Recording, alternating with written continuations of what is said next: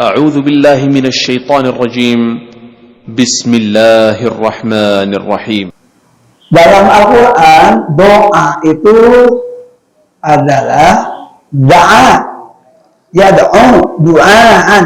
Ini berasal dari kata da'a. Apa artinya? Inilah arti doa menurut bahasa.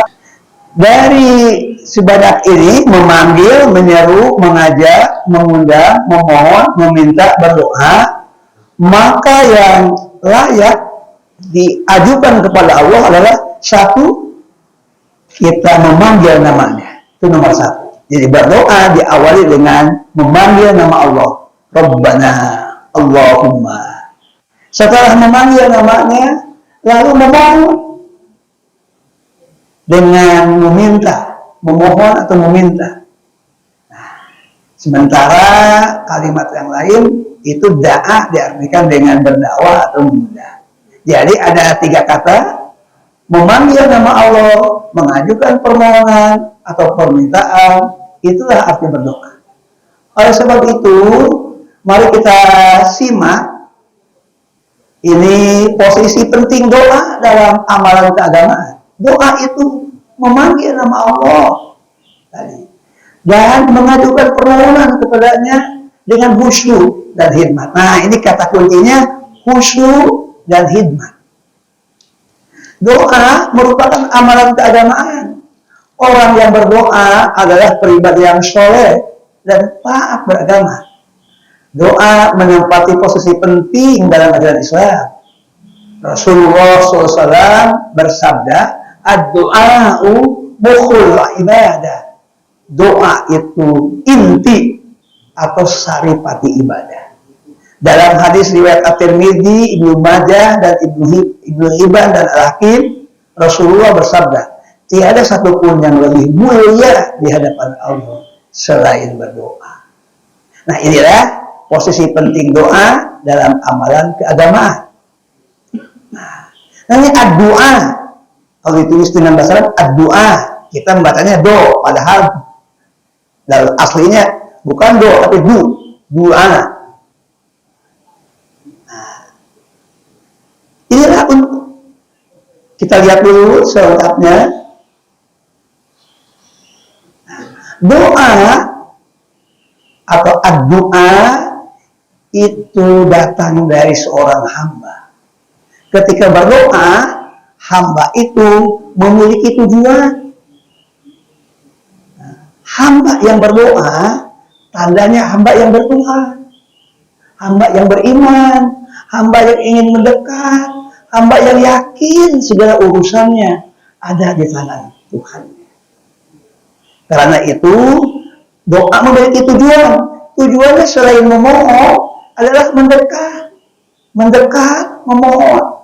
Jadi tujuannya memohon, meminta, mendekat kepada Allah.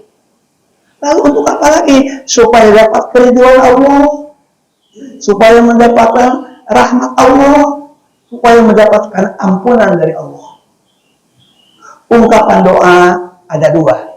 Doa bisa dengan kalimat berita, doa bisa dengan kalimat permohonan. Tidak semuanya dalam permohonan. Ketika Nabi Adam berdoa, itu dalam Al-Quran, Rabbana dolamna anfusana wa illam taghfir lana wa tarhamna lanakunanna minal khasirin. Tidak ada kalimat permohonan, tidak ada kalimat permintaan. Yang ada adalah kalimat berita, pernyataan saja. Jadi doa bisa dengan pernyataan, doa bisa dengan permohonan. Ungkapan doa bisa bersumber dari Al-Quran, bisa dari sabda Rasulullah SAW, bisa dari susunan para ulama, bisa dari kalimat kita sendiri dalam bahasa kita. Bisa. Mungkin seorang Amin Rais merasa mantap berdoa ketika dia berdoa dalam bahasa Solo, meskipun diungkapkan di depan Ka'bah. Gitu.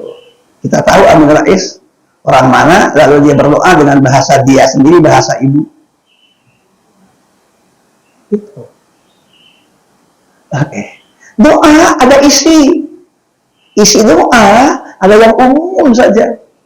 Keselamatan, kebaikan, yang umum seperti doa Rabbana atina fid dunya hasanah wa fil wa qina adzabannar. Itu doa yang umum, menyeluruh, lengkap, dasar. Ada isi doa yang kemudian detail terinci. Karena itu doanya jadi panjang. Karena doanya detail, terinci. Jadi saya akan menceritakan dua orang ulama. Dua-duanya sufi, dua-duanya diakui keulamaannya. Yang pertama, Junaid al-Baghdadi. Itu disebut Sayyidut Thaifah, pemimpin seluruh ulama di Baghdad. Di abad ke-10, ke-11. Orang berbondong-bondong datang ke Masjid Junaid untuk bisa berdoa bersama Syekh Junaid dan mengaminkannya. Tapi orang kecewa. Kenapa? Doa Junaid sangat singkat. Umat protes. Syekh, kami datang jauh. Kami datang pakai keledai tua. Karena itu kami nggak bisa nemu. Tapi sampai di masjid, antum sudah selesai berdoa. Umat kecewa karena doanya singkat, ingin bersama Junaid, tapi sudah selesai. Mengapa? Karena Junaid doanya begini. Allahumma ij'alni minasyakirin. Ya Allah, jadikan aku hamba yang bersyukur.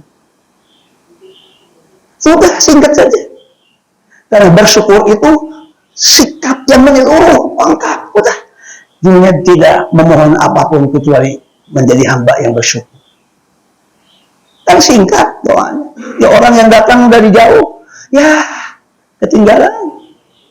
Umat protes, umat kesel, umat kecewa. Junaid tetap aja berdoa dengan doa yang singkat. Ketika ditanya, Syekh, mengapa Anda doa terlalu singkat? Jawabannya, aku malu sama Allah. Karena Allah sudah memberi sebelum aku sanggup meminta. Allah sudah menyediakan sebelum aku sanggup menyatakan. Allah sudah memberikan fasilitas sebelum aku sadar bahwa aku perlu memohon. Maka aku pilih yang paling meyakini semua. Menjadi hamba yang bersyukur. Itulah kehormatan Nabi Nuh. Nabi Nuh dalam Al-Quran, abdan syakur. Hamba yang rasa syukurnya sedemikian dalam, semakian kuat, semakian mantap. Meskipun harus kehilangan istri dan anak. Karena ininya beda keyakinan. Gitu.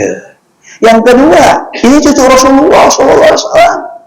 Itu Ali Zainal Abidin. Doanya panjang. Umat kecewa. Syekh, kalau berdoa kenapa nggak selesai-selesai? Kami sudah capek ngangkat tangan. Kami sudah capek mengaminkan. Syekh, nggak selesai-selesai berdoa. Panjang selesai. Kritis sekali. Apa jawaban Ali Zainal Abidin? Aku sedang dialog dengan kekasihku. Aku sedang indah, aku sedang senang, aku penuh cinta, aku penuh rasa, aku sedang memadu rasa dengan Tuhanku. Karena doa itu kan ungkapan cinta, ungkapan kedekatan. Umat aja tidak merasakan, umat aja tidak terlibat, umat aja hatinya jauh, umat aja tidak koneksi dengan Allah. Nah sekarang mau pilih yang mana? Mau singkat model Junaid al-Baghdadi, silahkan. Mau panjang seperti Ali Zainal Abidin, silahkan saja. Itu yang penting dekat dan terkoneksi, lalu doa dengan khusyuk dan hikmah. Inilah yang disebut dengan suasana hati ketika berdoa. Gitu kira-kira. Kalau Pak Asep bukan panjang seperti Junaid, bukan pendek seperti Al-Baghdadi, tapi karena saya terburu-buru mau ngajar di Universitas Indonesia, itu doanya. Jadi ada alasan lain. Bukan model Junaid saya, bukan model Ali Zainal Abidin. Baik, Bapak-bapak sudah tergambar seperti itu. Nah, tadi cuma cerita, kisah itu di tingkat tabiin itu. Ali Zainal tabiin. Kalau Al-Baghdadi itu lebih tabiin sepertinya. Baik, kita lanjutkan. Nah, suasana hati dan keadaan. Apa yang berbeda dengan keadaan ketika berdoa? Ada beberapa keadaan yang harus sebaiknya ada ketika berdoa. Keadaan yang pertama, bersih. Terutama dalam keadaan punya wudu. Bersih dari hadas kecil, bersih dari hadas besar. Ini keadaan yang pertama. Keadaan fisiknya tentu saja pakaian bersih, rapi, badan juga tidak bau, nyaman, indah seperti suasana waktu sholat keadaannya. Jadi keadaan itu bersih, menyangkut bersih fisik, bersih badan, bersih pakaian, bersih tempat, lebih dalam lagi bersih hati. Itu keadaan. Jadi konkretnya lebih baik berdoa dalam keadaan punya wudu. Bahkan punya wudu sebaiknya sepanjang waktu punya wudu. Itu hadis Imam Al-Bukhari. 7 tahun yang lalu saya tiba-tiba diminta ngajar hadis yang tidak pernah, bukan saya tidak siap, tapi jarang, harus menyiapkan dulu. Saya sedikit ini kan saya ngajar hadis, iya Prof, apa saja lah kalau Prof Asep datang. Terima kasih. Tapi kan harus menyiapkan sesuatu yang baru. Saya ngajar nggak bisa tanpa persiapan. Ya akhirnya membuat silabus, membuat RPS singkat, baca kitab. Bacalah saya Al-Bukhari. Ternyata ditemukan hadis yang paling membuat kita cahaya hati, tembus, dan kemudian bersinar dengan cahaya yang cemerlang itu adalah air wudhu. Ketika ingin cahaya itu lestari, kuat, pancarannya kuat, oh ternyata biasakannya berwudu. Saya teringat juga ketika saya berada di forum yang agak sekuler gitu, kayak, Pak Asep, kenapa habis wudu tidak boleh dibersihkan air? Bersihkan saja. Padahal kata Rasulullah, biarlah air wudu itu bersih atau kering sendiri, karena itu adalah cahaya. Orang sekuler ini kalau nggak dibersihkan gimana? Apalagi ini kan saya perlu, nggak sehat Pak Asep, habis wudu tidak dibersihkan. Pikir, Anda silakan aja lah berjalan, saya ikut Rasulullah SAW. Menurut saya Rasulullah pasti lebih benar daripada pendapat antum. Gitu ada. Karena itu saya tetap aja berwudu dengan biarkan kering sendiri. Walaupun orang itu di forum, hampir separuh dari forum tidak setuju dengan ceramah saya. Nah, di keadaan yang kedua, keadaan yang kedua itu menghadap kiblat. Itu keadaan yang kedua. Jadi wudu, syukur-syukur keadaan yang ketiga berada di masjid, karena masjid tempat yang reputasinya diakui paling bersih. Dia di dalam keadaan bersih, punya wudu konkretnya, menghadap kiblat, di tempat yang bersih, di masjid. Apakah tidak di rumah? Bukan tidak boleh, di mana saja berdoa. Tapi ini lagi sedang bercerita tentang mana yang utama menurut Rasulullah SAW, yang saya padatkan hadisnya nggak disebut. Itu 3 saja yang pokok dalam keadaan punya wudu, menghadap kiblat, di tempat yang mulia. Bukan tidak boleh berdoa di mana saja. Nah, tentu saja jangan melenceng. Doa itu relasi hamba dengan Allah. Tidak boleh doa kemudian melenceng kemana-mana. Saya bercerita sedikit. Suatu pengajian datang kepada saya pejabat eselon 2, eselon 1 di sebuah kementerian pertama. Pak Asep, saya punya teks doa dari seorang ulama, tapi saya ragu karena ada yang menurut saya sih kayaknya bukan bahasa Arab. Tolong Pak Asep teliti teks Arabnya. Boleh sih kalau percaya kepada saya. Baik, serahkan kepada saya baca. Ya ampun, doanya dari atas bagus, di bawah itu memanggil jin. Aduh, nah, kayak gitu kan error itu. Makanya jangan sembarang, kalau tidak mengerti tidak usah mengajar ke bahasa masing-masing aja lah. Itu dari atas Asmaul Husna, tapi begitu bagian bawah ternyata ada jin dipanggil. Bu, Pak, maaf, ini bukan memanggil Allah ini. Itu kan syirik, penyusupan. Tidak tahu gimana ceritanya. Bapak dan ibu itu tidak bercerita dari mana dapat doa, tapi dia menyebutkan dari seorang kiai. Ya kiai, bagaimana kok bisa doa disisipkan dengan memanggil jin? Jadi doa-doa yang itu lebih baik yang aman saja lah. Ya, saya kira itu. Ini betul, saya diminta Tapi bapak atau ibu yang pejabat itu tidak mau menceritakan dari mana sumbernya. Mungkin dia merasa, lah Pak Asep sudah memponis syirik, itu berarti kan bermasalah, mendingan saya tobat gitu. Nggak ceritakan. Dan saya juga tidak lakukan itu, tidak nyaman. Buat apa saya harus ngejar-ngejar? Yang penting ibu itu, bapak itu atau jamaah itu berhenti, tidak lagi menggunakan. Kan itu poinnya. Dia sadar bahwa ini adalah menyimpang. Saya jelaskan ini bukan kepada Allah juga, kepada yang lain juga. Ini harus berhenti. Cukup gitu. Saya juga nggak usah ngejar-ngejar. Memang saya detektif. Kan bukan. Apakah saya bareskrim yang ingin melacak? Kan enggak. Ya sudah. Gitu. Saya juga punya prinsip. Kalau orang dalam berdakwah sudah sadar dan mau mengubah, mengikuti kita, dan kita juga insya Allah ada rujukannya benar, selesai kan Pak, buat apa ngejar gitu. Jadi kalau ditanya dari kiai mana, saya khawatir kalau dijelaskan jangan-jangan dari Sukabumi. Kan sekampung dengan saya berabe. Peluang itu, oh bisa, kenapa tidak? Jadi nggak usah nanya, kan banyak hikmahnya gitu. Ibu itu juga merasa nyaman, bapak itu merasa nyaman. Dan yakin sampai sekarang udah purna tugas, beliau sangat teliti beragama. Nah ini ayat Quran yang menyatakan bahwa semua orang butuh kepada Allah. Manusia membutuhkan Allah, universal. A'udzubillahi minasyaitonirrajim. Bismillahirrahmanirrahim. Ya ayyuhan nasu antumul fuqara'u ilallah.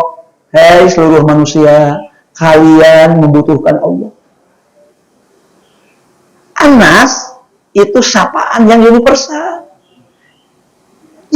Yang beriman Anas, yang musyrik Anas, yang kafir Anas, yang menganut agama lain Anas, semua Anas. Jadi ketika bapak dan ibu dalam Al-Quran menemukan ayat Anas, itu manusia itu bukan muslim saja, itu sapaan umum. Antum, kamu, al-fuqara, fuqara itu bentuk jama, bentuk tunggalnya fakir. Bentuk jamanya al-fuqara, artinya membutuhkan. Ilallah, kepada Allah. Jadi kalian butuh kepada Allah. Jadi berdoa itu atas dasar kebutuhan. Butuh apa? Butuh keselamatan, butuh perlindungan. Ada dua yang pokoknya dalam Al-Quran. Orang berdoa itu ada dua intinya. Yang pertama adalah daf'ul bala, menolak bencana. Bencana tertinggi itu dari api neraka. Maka didudukanlah wakina adzabannar, pelihara kami dari api neraka. Nah, itu menolak bencana. Karena bencana tertinggi itu adalah neraka. Bencana bisa di dunia, itu juga berat. Tapi lebih berat lagi dari api neraka. Itu contoh. Wakina adzabannar. Tapi ketika atina fid dunya hasanah, itu adalah mendatangkan kebaikan, mendatangkan manfaat. Kalau itu doa terbagi dua, menolak bencana, mendatangkan kebaikan. Gitu. Allah Maha terpuji, Allah Maha kaya. Ini terjemahannya sudah saya terjemahkan. Oh, bukan, ini narasi. Biar Pak Uli yang membacakan, silakan Pak Uli. Saya akan minum dulu sebentar. Mohon izin. Bismillahirrahmanirrahim. Bisa dibuka nggak? Bisa, insya Allah. Mengapa Pak Uli? Seluruh manusia membutuhkan Allah, sedangkan Allah Maha Kaya lagi Maha Terpuji. Manusia berdoa kepada Allah karena manusia membutuhkan Allah untuk menolak bencana dan mendatangkan kebaikan dalam hidup dan kehidupan manusia, baik kehidupan sekarang maupun kehidupan sesudah mati. Doa itu komunikasi manusia dengan Allah. Dalam komunikasi ini manusia adalah hamba yang datang menghadap, memanggil nama Allah dan mengajukan permohonan kepadanya. Sedangkan Allah tempat seluruh makhluk bergantung. Kepada Allah seluruh makhluk memohon. Jadi menurut Al-Quran, jati diri manusia adalah makhluk yang paling membutuhkan Allah, sehingga berdoa kepada Allah merupakan kebutuhan asasi manusia. Itu kalau manusianya sadar. Itu catatannya. Kalau manusianya sadar. Kalau manusianya memahami. Gitu. Bapak dan Ibu sedikit saja untuk saya membandingkan sebelum berakhir. saya juga tidak akan panjang-panjang mengikuti arahan waktu yang sudah ditentukan oleh manajer kita, Pak Elwin. Nah, Pak Elwin. Biasanya kan Pak ini yang makanya saya tunduk kalau manajer itu identik dengan Pak Wahono itu. Nah, sekarang manajernya Pak Elwin. Kenapa karena 7:30 saya harus berada di Salemba untuk memberi kuliah di kampus kedua. Kampus 1 UIN kan, kampus 2 Universitas Indonesia. Gini, Pak, masyarakat primitif itu masyarakat yang paling suka berdoa. Masyarakat primitif. Gitu. Tapi dia tidak tahu kepada siapa berdoa. Karena dia tidak tahu kepada siapa berdoa, maka dia berdoa kepada yang paling dia hayati. Siapa yang paling dihayati oleh masyarakat primitif? Leluhurnya.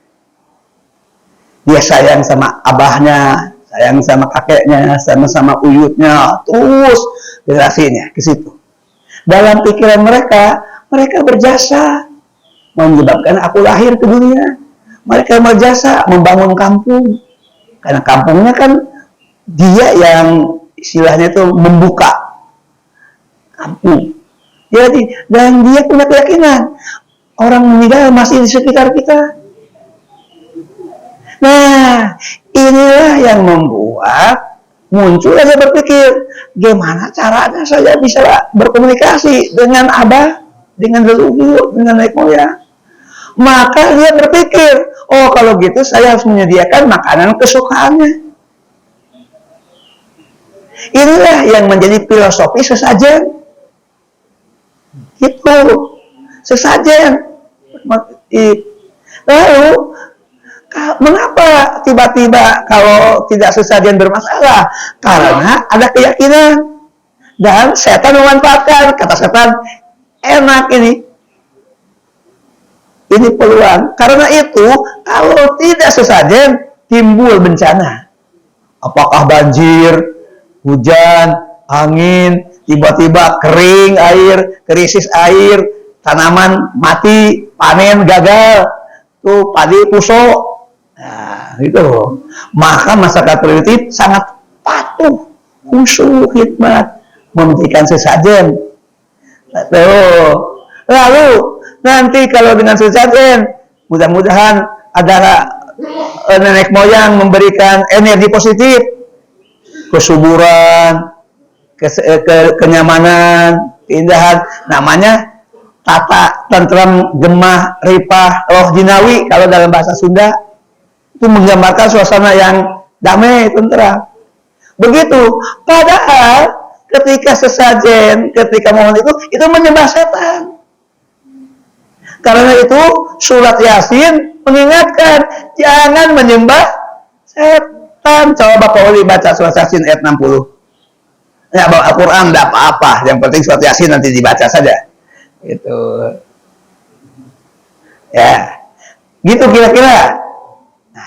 Nah, Al-Quran juga meminta ketika berdoa itu dekat. Masa masyarakat primitif dekat dengan leluhurnya, khusyuk berdoanya, khidmat, padahal salah. Nah, karena itu inilah yang harus menjadi sasaran wa idza salaka. Dan apabila bertanya kepada Muhammad, ibadi hamba-hambaku, anni tentang aku. Apabila manusia bertanya kepada engkau Muhammad tentang aku, fa inni qarib, aku sangat dekat. Lebih dekat dari perasaan manusia primitif tentang leluhurnya, tentang nenek moyangnya. Dekat, qarib, Allah dekat. Jadi ketika berdoa harus ada keyakinan Allah dekat, Allah mendengar, Allah menyimak. Bahkan ujibu, Allah menjawab. Ujibu itu menjawab. Ini sambil satu kata saya terjemahkan ayatnya. Da'wat da'i, doa orang-orang yang berdoa. Itu idza da'ani, jika dia benar-benar berdoa kepada aku. Bukan doa kepada Allah, ujungnya ada kesisipan tadi. Siapa itu? Kok jahat banget, mentang-mentang orang dianggap tidak tahu bahasa Arab atau bahasa Arab dianggap bahasa agama. Jahat banget itu menurut saya, ya Allah. Tapi saya tidak mengatakan gitu ke ibu itu. Nah, mungkin ibu terbayang kiai siapa yang memberikan doa itu. Itu Falyastajibuli. Tapi sebelum berdoa, falyastajibuli, hendaklah mereka merespon aku. Kata aku beriman. Berimanlah. Maka dari sini doa orang beriman yang akan diterima. Lalu kata Allah, sholat. Sholatlah, maka orang yang beriman dan sholat. Lalu zakat, orang beriman, sholat, zakat, itu hanya lebih punya peluang untuk diterima. Itu. Jadi kebaikan-kebaikan kita itu menjadi penopang di connection, ada koneksi, dekat, dan dikabulkan. Karena itu betul, bukan sesaja yang logikanya. Sebelum berdoa sebaiknya sedekah, itu Al-Quran. Untuk apa? Sedekah kan kebaikan. Dengan kebaikan beberapa dosa terhapuskan. Dengan itu jalur tidak terhalang. Sering doa kita jalurnya terhalang oleh dosa kita. Tapi ini kan spiritual, nggak kelihatan, bukan soal fisik. Rohani, ini spiritual atau rohani. Sering doa kita terhalang. Oleh apa? Oleh dosa kita. Tapi kalau kita sebelum berdoa, beristighfar, sebelum berdoa, berzikir, sebelum berdoa, bersedekah, sebelum berdoa, kemudian melakukan kebaikan, maka ada peluang ini terkikis, jalur terbuka, doa dikabulkan. Itu tafsir. Wa yu'minu bi. Sebelum berdoa yang paling pokok, mereka beriman kepada aku. Ada pertanyaan, pasti ada pertanyaan. Apakah doa orang kafir diterima? Bisa saja diterima. Untuk apa? Bukan untuk kemaslahatan. Poin-poin dikabulkan itu membuat dia bisa lebih yakin bahwa agamanya benar. Buktinya doa aku diterima. Aku jadi orang yang sangat religius. Itu malah namanya kalau kayak itu Allah bukan sedang membimbing, tapi dia merasa benar dengan agamanya, merasa benar dengan agamanya, keyakinannya. Betul. Oh, dengan itu aku dikabulkan, doa aku dikabulkan, aku menjadi sangat baik, sangat religi. Kan begitu keyakinan agama-agama di luar Islam. Agamanya benar, agamanya paling baik, agamanya membangun solidarity, agamanya sangat manusiawi, sangat human. Keren banget istilahnya kan begitu. Nah, la'allahum, supaya mereka yarsudun itu punya beberapa arti. Ro, shin, dal. Bisa berarti terbimbing, yarsudun. Bisa berarti cerdas, bisa berarti mendapat hidayah.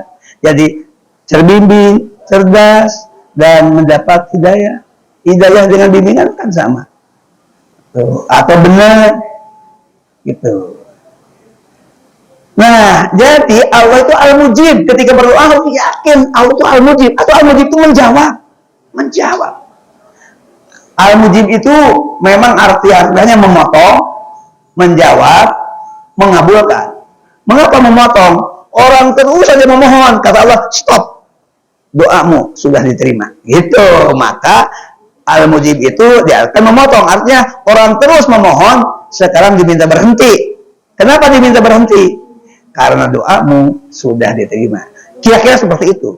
Tapi kan yang berdoa-doa Allah terus ada dalam posisi Al-Mujib. Cuma harfiahnya Al-Mujib itu memotong, menghentikan karena doanya sudah dikabulkan. Kayak pengemis terus saja meminta, tapi begitu dikasih uang receh dia berhenti. Ada yang terima kasih, ada yang langsung lari. Itu tergantung sikapnya. Pak Uli, saya membuat sebuah narasi untuk mengeluarkan Allah Al-Mujib. Silahkan dibaca. Allah Al-Mujib, Allah yang menjawab permohonan dan kebutuhan manusia. Allah Al-Mujib adalah Allah yang maha menanggapi permohonan hamba yang membutuhkan pertolongannya. mendengar, memperhatikan, dan mengabulkan keluhan, curhat, harapan, dan doa-doa yang diungkapkan hamba dengan tulus, serta verbal maupun melalui gestur, bahasa tubuh, atau dengan menggabungkan keduanya. Allah Al-Mujib adalah Dia yang peka, responsif, dan gerak cepat memenuhi kebutuhan setiap makhluk sebelum Dia menyadari apa yang menjadi kebutuhan hidupnya. Allah memberikan kepada manusia apa yang menjadi kebutuhan manusia sebelum mereka sanggup mengajukan permohonan kepadanya. Dia memberikan susunan anatomi terbaik kepada manusia karena itu yang dibutuhkan manusia untuk menopang hidup dan kehidupannya. Allah Al-Mujib memberikan akal, nalar, dan kecerdasan intelek kepada manusia karena hal itu yang akan diminta manusia untuk kelancaran tugasnya. Allah Al-Mujib menyiapkan kolbu manusia dengan cahayanya secara primordial, karena itu yang akan diminta manusia akan kembali kepadanya. Allah pun mengutus Rasul, menurunkan kitab, dan mengantarkan agama kepada manusia, karena itu yang menjadi kebutuhan hakiki manusia yang menyadari jati dirinya sebagai hambanya. Allah Al-Mujib menjawab permohonan dan kebutuhan manusia. Itu yang disadari oleh Junaid Al-Baghdadi. Karena itu aku malu menjadi pemohon terus. Lebih baik aku masa minta-minta terus sama Tuhan. Allah sudah memberikan segalanya. Gitu. Maka dengan penuh keyakinan Junaid Al-Baghdadi berdoa itu singkat meskipun jamaahnya kecewa. Begitu. Sedangkan Ali Zainal Abidin itu doanya panjang, tidak mau tahu bahwa jamaahnya sudah bosan, saudara. Beliau sedang merasakan dirinya dalam personal communication with Allah, sedang menikmati, sedang online, sedang dekat, sedang curhat, sedang dialog, dan itu kenikmatan tertinggi dalam hidup. Karena dengan Allah, zikir itu Al-Quran menenangkan. Surat Ar-Ra'd ayat 28 menenangkan. Allah ingat, bidzikrillah, dengan zikir kepada Allah, tatmainnul qulub, hati menjadi tenang, menjadi tentram, dan tenteramnya hanya itu sangat mahal. Itu menjadi modal untuk sehat secara fisik. Itu Al-Quran. Surat Ar-Ra'd surat ke-13 ayat 28. Cuma berzikir itu harus diuraikan. Ada zikir dengan kata-kata, itu zikir lisan. Ada zikir dengan pikiran, itu tafakur. Ada zikir dengan rasa, itu merasakan Allah dekat. Ada zikir dengan sikap, itulah membuktikan. Ada zikir dengan perbuatan, itu tandanya dia mengaktualkan apa yang diminta. Mana yang disebut zikir? Ya, yang secara lisan dan secara hati. Selebihnya disebut penopang dan buah zikir. Kenapa begitu? Semua makhluk di langit dan di bumi menurut Al-Quran memohon kepada Allah, yas'aluhu, memohon kepadanya, man, seluruh makhluk, fis samawat, di langit, wal ard, dan di bumi. Ada yang memohon dengan benar, ada yang mohon yang lurus, ada yang mohon yang error tadi, seperti saya temukan tagnya. Tapi meskipun error, meskipun salah, niatnya kepada Allah. Tinggal Allah saja apakah mengabulkan atau tidak. Ya tentu Allah punya pertimbangan untuk mengabulkan. Tidak termasuk mengabulkan doa orang kafir. Itu istidraj.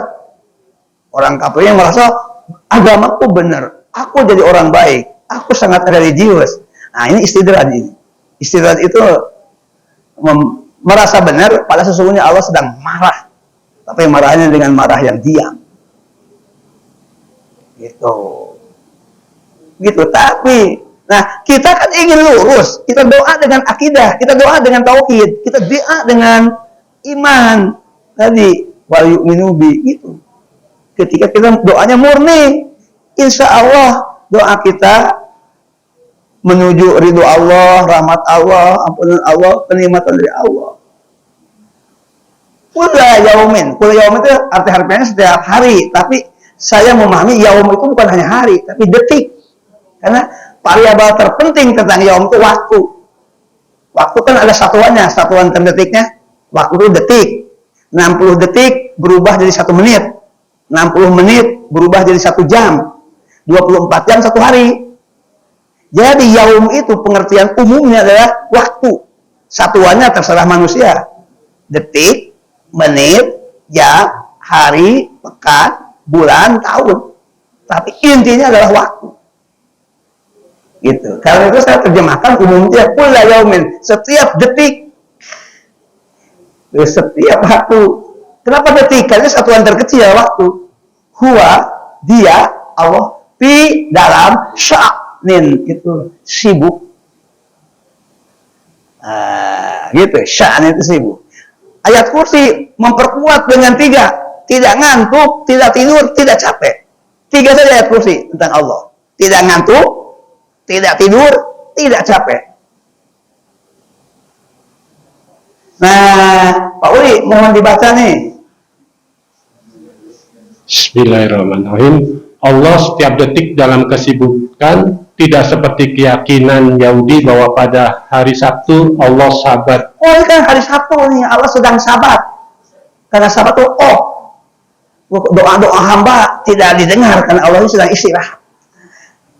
Ini hari ini lupa nih, hari Sabtu itu sabat, istirahat. Itu keyakinan Yahudi. Nah, keyakinan Yahudi inilah yang menjadi cikal bakal sekularis. Sekuler itu Yahudi yang punya gawe, kalau saya menyimpulkan. Dan Pak, Sabtu Allah sabat istirahat setelah bekerja selama 6 hari. Sampai akhir pekan ya Allah dan Yahudi itu error. Lanjut Pak. Allah senantiasa menciptakan, menghidupkan, mematikan, memelihara, dan memberi rizki. Allah maha mendengar dan maha mengabulkan doa, permohonan atau permintaan seluruh makhluk.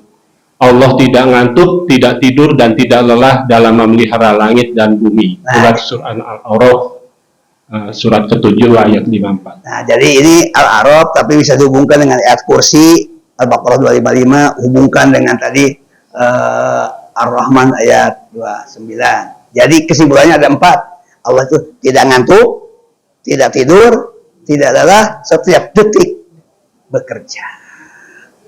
Gitu.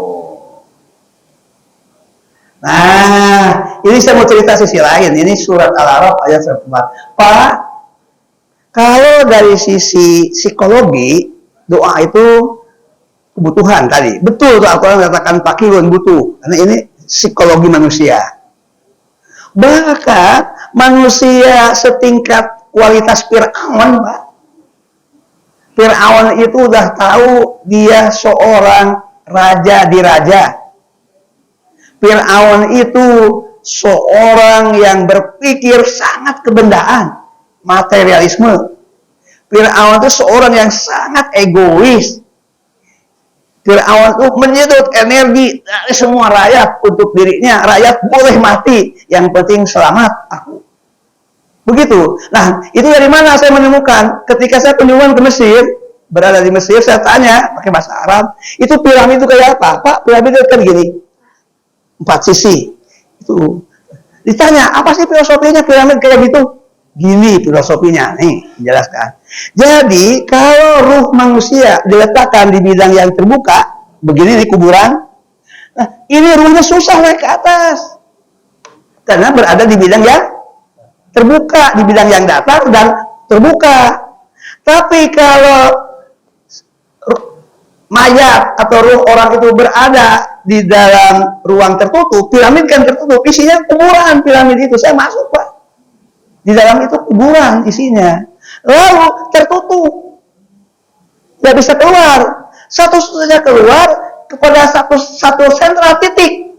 Jadi kan ini semua gini, 4 arah. Nah, lewat titik ini si ruh naik. Itu ego banget.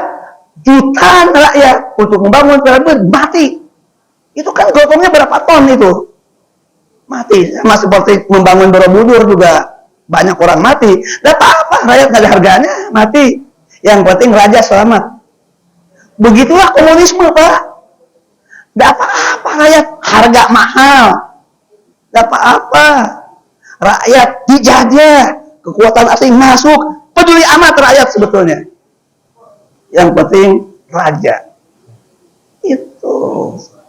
Nah, kayak gitu kan Fir'aun, kita paham. Tapi Pak, Ketika Fir'aun dikasih cobaan, merengek. Musa, tolong doa, tolong munajat. Kalau Tuhan menyelamatkan aku mau beriman.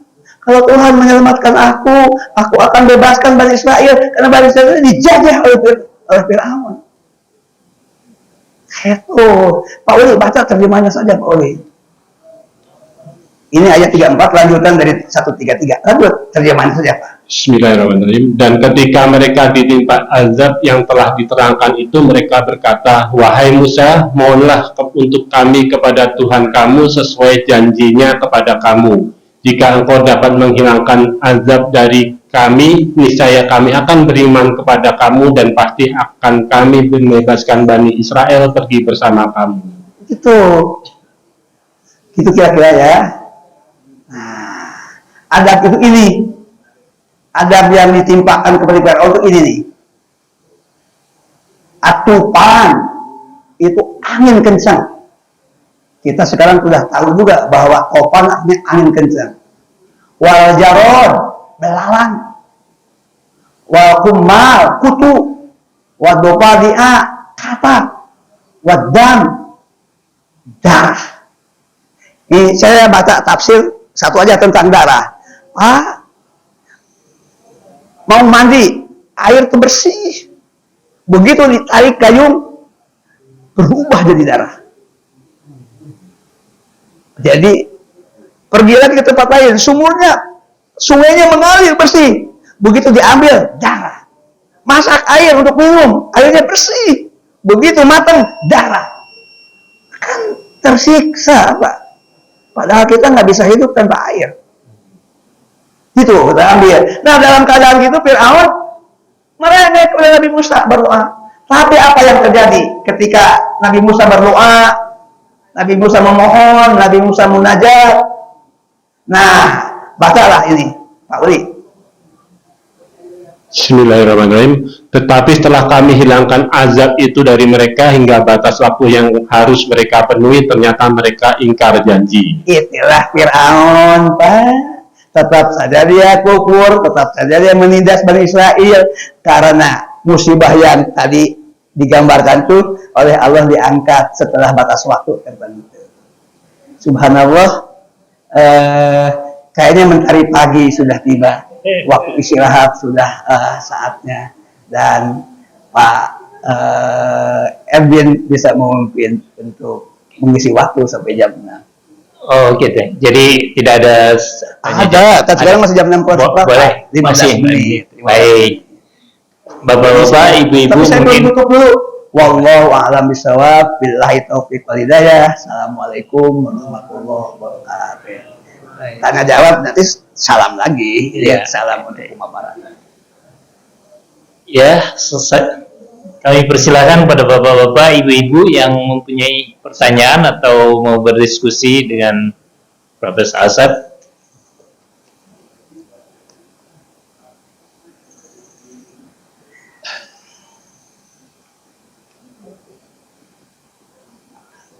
Ada nih Pak Ulin. Bismillahirrahmanirrahim. Assalamualaikum warahmatullahi wabarakatuh. Waalaikumsalam warahmatullahi wabarakatuh. Mungkin langsung aja Prof, tapi satu-satu aja gitu. Silakan Pak. Pertama Prof mau menanyakan seberapa besar doa ini dapat mempengaruhi catatan kita di Lauh Mahfuz itu, Prof. Ya. Itu satu. Kemudian yang kedua, pertanyaannya, tadi kondisional supaya doa ini dijabah oleh Allah Subhanahu Wa Taala, ada ibadah-ibadah pendahulu yang harus kita kuatkan, misal sedekah atau ya keseharian kita. Ini seberapa jauh kondisi itu pada orang-orang yang tertentu yang mengarah kepada mereka mau merubah perilaku atau taubat. Pasti pada kondisi itu mereka pada posisi nilai-nilai yang disampaikan untuk mempercepat dijabahnya doa tadi, mereka pada posisi titik yang rendah. Padahal di satu sisi mereka juga ingin berbaik gitu. Kemudian yang ketiga lagi Prof, ini karena banyak ada doa ini. kita ini kan terus terang saja dalam kehidupan 24 jam ini doa ini kan banyak sekali ya Prof ya. Doanya yang mana? Yang Ya. singkat, yang panjang? Banyak sekali, maksud saya ini begini, Oh, mau banyak. kita masuk rumah, keluar rumah, masuk kamar mandi, keluar kamar mandi, mau wudhu, mau ini, hampir banyak lah. Betul. Saya pribadi saja Prof, mungkin bisa jadi saya dari 24 jam kegiatan itu, ya tidak sampai mungkin 5% doa yang hafal sama saya. Mau masuk masjid, mau keluar masjid, mau apa aja, mau jalan, mau ini, ada doa-doanya semuanya. Betul. Jadi yang ingin saya tanyakan Prof, kita sudah berumur ini dan segala macam, ya tadi saya sampaikan ke diri saya mungkin ya kalau Pak Juanda nih dokter, bisa 95% ayat dari 24 jam tadi hafal. Kalau saya kebalikan beliau, 5% aja belum tentu hafal. Jadi kira-kira supaya kita jangan kehilangan kualitas di situ, Ya. kira-kira apa anjuran Prof untuk itu? Supaya kita gampang untuk itu. Kira-kira apa? Supaya kualitinya setara dengan tadi. Baik. Mungkin 3 hal itu aja lah dulu Prof untuk Baik. kegiatan kita sehari-hari. Terima kasih.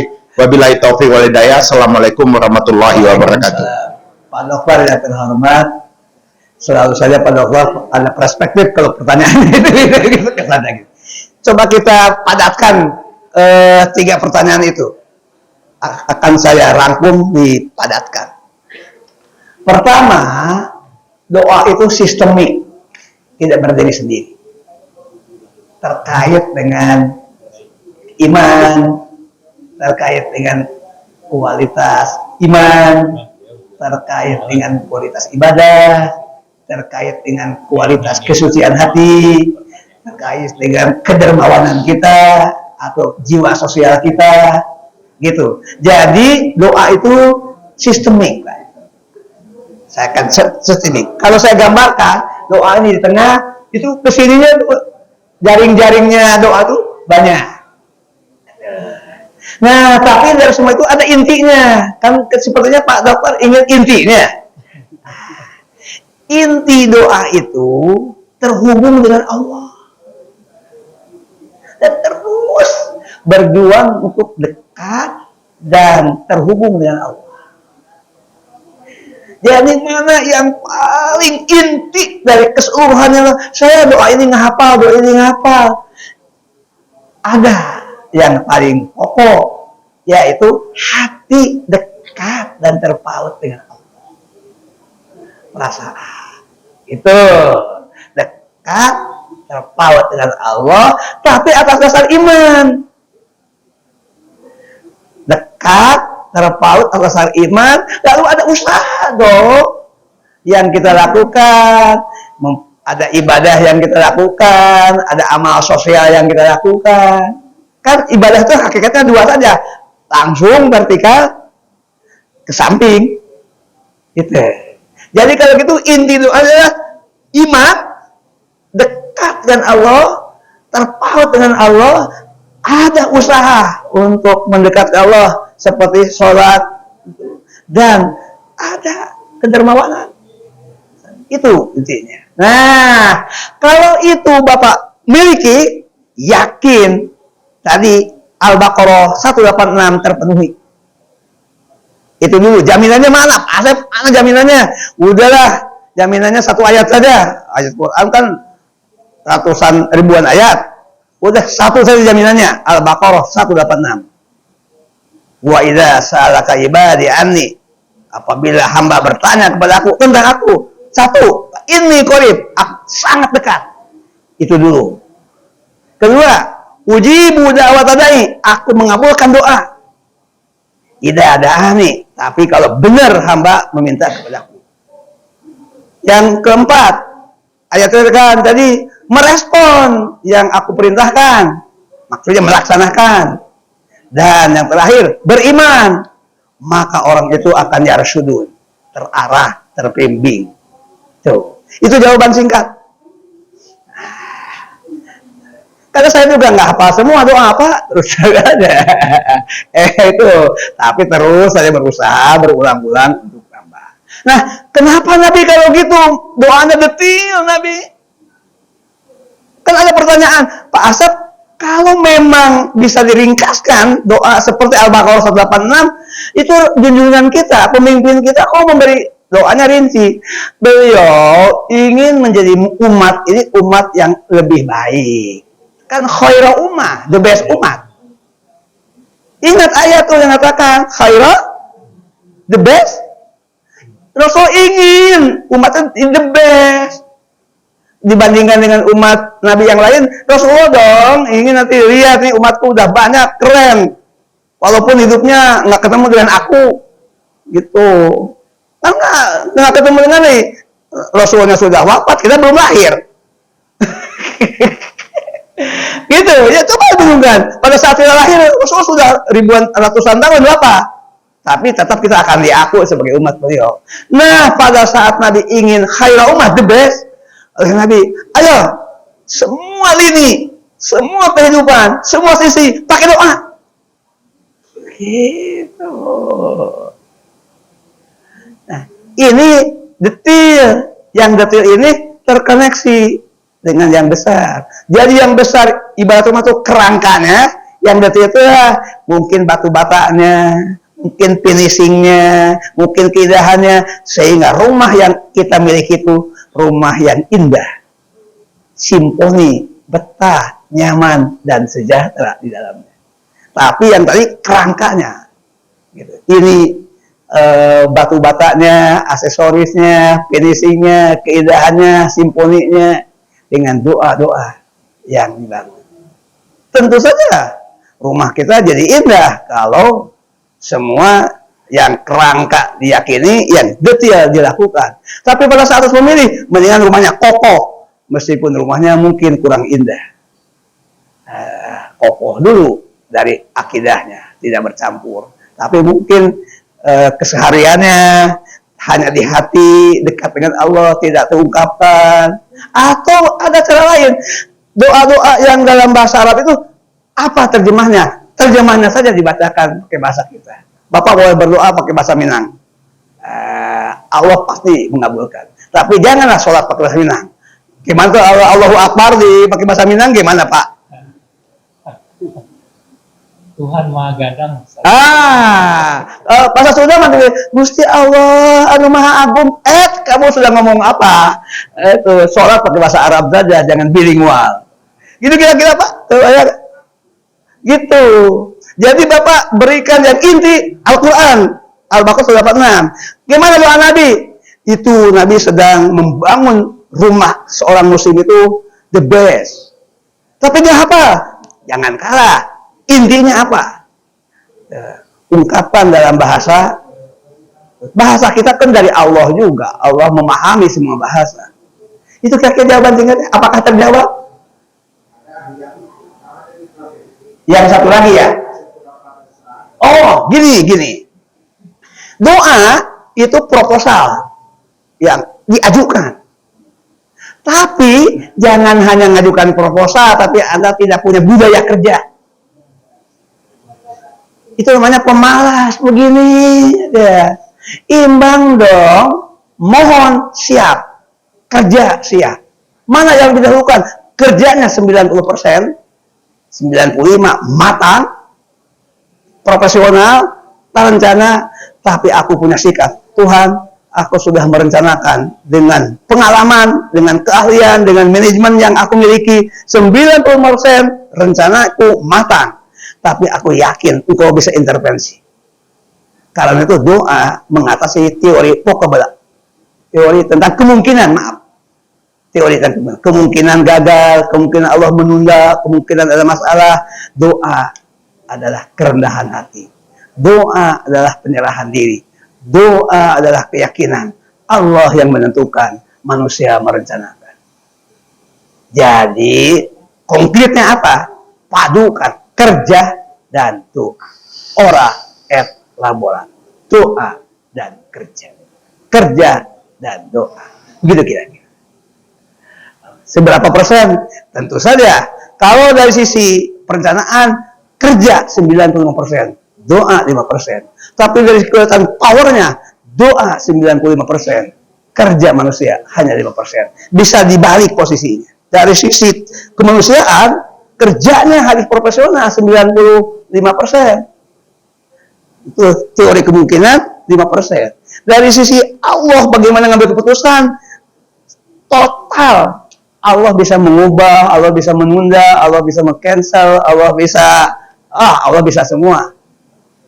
Karena itu orang berdoa powernya kuat. Orang berdoa mentalitasnya stabil. Orang berdoa sehat, pikirannya sehat, mentalnya sehat, budaya kerjanya. Karena dia kerja total, tapi menyerahkan diri juga total kepada Allah. Inilah yang sehat. Itulah khairul ummah. Mengapa umat terdahulu bangkit menjadi umat yang paling di depan? Karena ilmu, doa, kerja sebanding. Sekarang doa banyak, kebohongan banyak. Doa banyak, haram dikerjakan. Doa banyak, manipulasi banyak. Makanya doa berkumandang, umatnya tertinggal. Itu. Saya kira cukup ya. Baik, mungkin masih ada, tapi saya kira sudah semakin. Ini Pak, ini kita akan mengajukan pertanyaan. Oh ya, baik. Pak siapa? Cukup ya, Ibu. Mungkin. Ya. Baik. Kalau cukup, saya akan mengajak Pak Erwin sama-sama. Mari kita mengakhiri ini dengan doa. Tapi doanya bersama. Biarlah Allah yang yaitu doa kiprah madis. Bismillahirrahmanirrahim. Subhanakallahumma wa bihamdika asyhadu an la ilaha illa anta astaghfiruka wa atubu ilaik. Walhamdulillahirabbil alamin. Hadanallah wa iyyakum ajmain. Assalamualaikum warahmatullahi wabarakatuh. Waalaikumsalam. Kembali ke Bapak Moderator kita, Pak Erwin. Kembali ke